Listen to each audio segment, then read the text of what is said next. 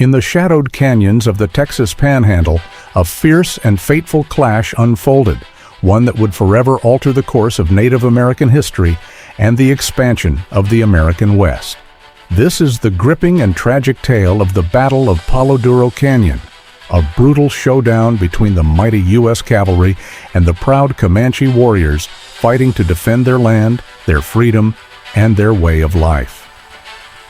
What happened here was more than just a battle. It was a turning point soaked in courage, loss, and shattered dreams. Join us as we unravel this intense struggle where strategy met desperation and the echoes of war still haunt the canyon walls.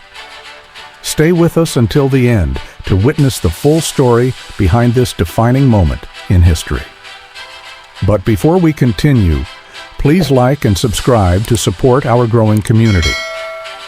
In the autumn of 1874, one of the most devastating events in the Old West unfolded, involving one of the most capable young leaders, Colonel Ranald McKenzie.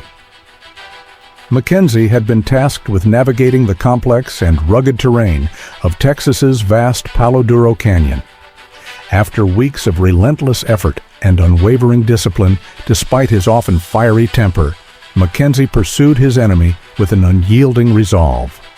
His strictness was well known among the troops, and his courage was widely respected, though his harshness left a lasting psychological scar on those who served under him.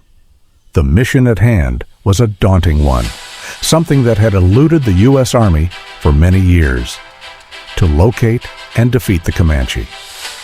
McKenzie, commanding with fierce determination and aided by Tonkawa scouts, finally discovered the Comanche village nestled deep within Palo Duro Canyon. They were allied with the Cheyenne and Arapaho, longtime rivals, and the newer partnership with the Kiowa made their resistance more formidable.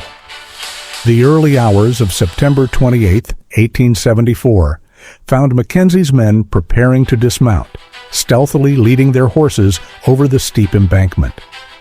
The descent was so precipitous that the horses' hind legs almost brushed their stomachs. In the darkness before dawn, the soldiers relied entirely on their officers' commands, unable to see the canyon's depths below. This was the start of a critical campaign, one of many that would test these soldiers over the coming weeks. The loss the Comanche were about to suffer would be profound. Over 1,000 of their horses were captured by the 4th Cavalry under McKenzie's command. This blow would severely undermine their ability to preserve their way of life, delivering what many considered the final devastating strike against their hopes to maintain independence. McKenzie's background was equally formidable. Born into a distinguished naval family, including the famed Commodore Matthew C. Perry, he graduated at the top of his West Point class in 1862 and quickly saw combat early in his military career. His reputation as a tough yet brave leader was well established, a reputation that inspired respect even among those who found his methods demanding. During the Civil War, Ranald McKenzie witnessed some of the fiercest and bloodiest clashes, pushing through to fight another day. Now, just before 6 a.m., his native scouts indicate the direction of the village. With every step closer, McKenzie and his men grow more hopeful that the cavalry presence will soon be realized. Many of the soldiers found the descent more terrifying than any battle they had faced so far. They carefully led their horses over the uneven and rocky ground of the canyon floor. Suddenly, the entire village burst into frenzied activity, with mothers and children fleeing toward the canyon shelter. McKenzie, whose hand was badly mangled, earning him the nickname Bad Hand, moved cautiously, his approach slow and deliberate. It was nearly 7 a.m. before the soldiers were within striking distance, gathered at the bottom by the impossibly steep incline. This large village had gone unnoticed by nearly everyone except the Tonkawa scouts. Even at this distance, surprisingly, the villagers seemed unaware that soldiers were nearby. The soldiers struggled to steady their nerves before the imminent assault. McKenzie's battle experience included tough fights like the Second Battle of Bull Run, Antietam, and Gettysburg. By the war's end, he had been seriously wounded 7 times. His body still bore the marks of his endurance nearly a decade later, and his right hand remained severely injured. With the Tonkawa scouts leading the way, McKenzie carefully moved toward the village. Just moments after the first dog's bark warned its masters, the troops were ready to launch their attack. The plan was to strike quickly before the Comanche and their allies could detect their presence and blend into the vast canyon. Surprise was crucial, and McKenzie and his men knew this well. The rapid barking of the dogs shattered the early morning stillness as the sun began to rise over the canyon walls. The village, located roughly a mile away, was at its most vulnerable.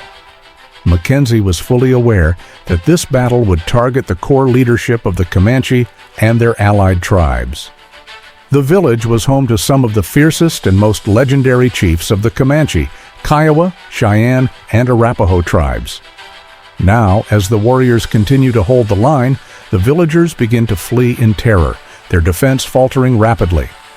Many warriors, leaders McKenzie had pursued for years like Lone Wolf, Poor Buffalo, and Quanah Parker, were more focused on protecting their families than engaging in open battle. By this point, nearly the entire herd of over 1,000 horses was under Colonel McKenzie's control.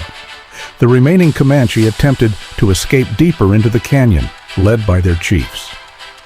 But as the soldiers charged into the village, they encountered only a handful of defenders. Though the warriors fought fiercely to hold the line, many lay fallen on the battlefield. The sudden capture of such a vast number of horses posed a unique challenge. The Comanche's military strength relied heavily on their horsemen and their prized herds, noted as the richest in horseflesh of any tribe on the plains. Yet throughout history, alliances between the Comanche and Tonkawa often found the latter playing a crucial role in turning the tide by capturing horses and disrupting defenses. Among the Comanche, Quanah Parker emerged as a steadfast and resolute leader. His leadership was critical as the Comanche struggled to mount a defensive stand, despite the overwhelming assault. The unexpected appearance of the Tonkawa scouts brought further fear, as they were often feared for their effectiveness in battle. By 9 a.m., after the rapid and brutal combat, the fighting had ended with approximately 60 soldiers and scouts lost. Though Quanah Parker's leadership was highly regarded, he and his people faced an almost impossible defensive situation. Nevertheless, the ferocity and determination of the soldiers' charge were undeniable. For a cavalry officer, capturing such a large horse herd was a significant gain, but also presented a dilemma. Releasing the horses would risk their recapture, yet attempting to move such a large number of animals created logistical challenges.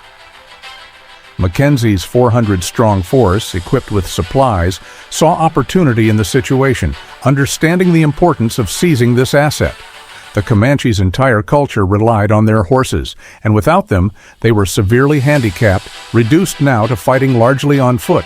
The soldiers recognized their best chance lay in a swift, decisive strike on the village itself. No military force in history had been better placed to deal such a crushing blow to the Comanche and their allies across the southern plains. Despite the chaos, the battle would mark a turning point in the decades-long struggle for control and survival. Colonel McKenzie dealt a severe blow to the Comanche by stripping them of their most vital asset, their horses. He commanded that a select number, about 300 to 400 of the finest cavalry-suitable horses, be kept, while the rest were to be destroyed.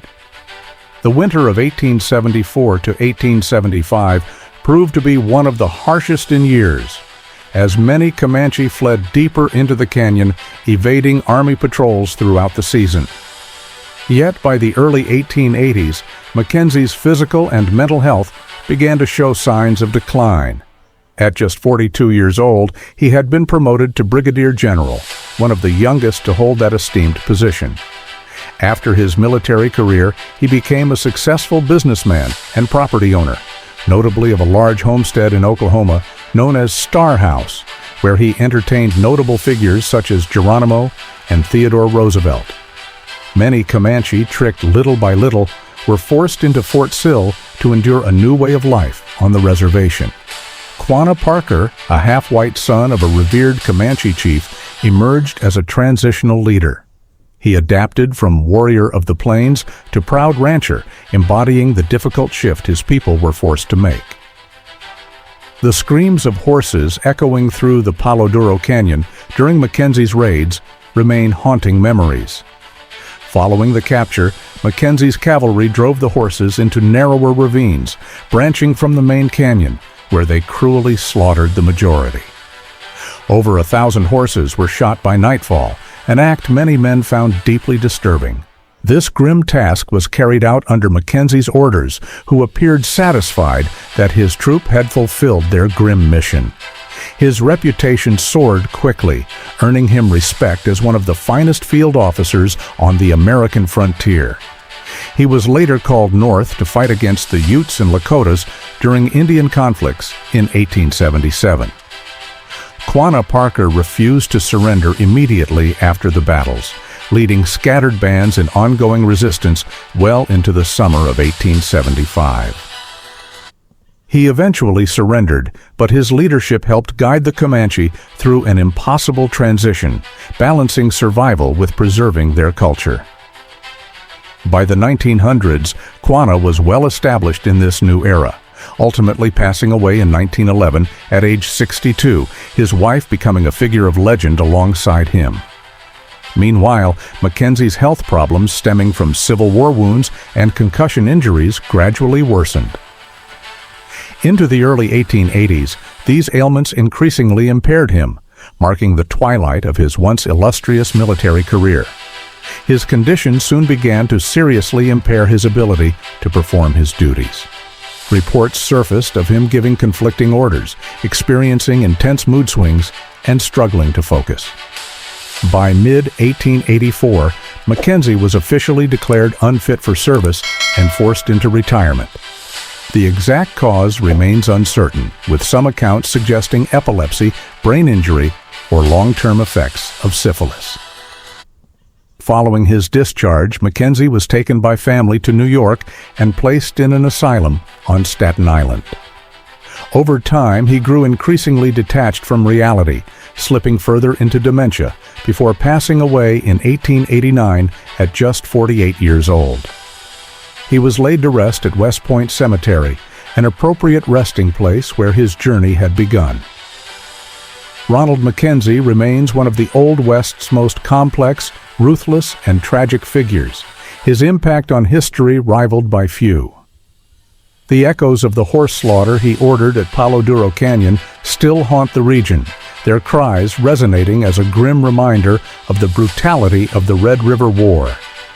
This act deeply affected the Comanche culture, for whom horses were sacred and vital to survival. The legacy of Palo Duro Canyon is a story of brutality, perseverance, and tragedy. An unforgettable chapter in the long, violent history between the U.S. Army and the Plains tribes of the Comanche, Kiowa, Cheyenne, and Arapaho.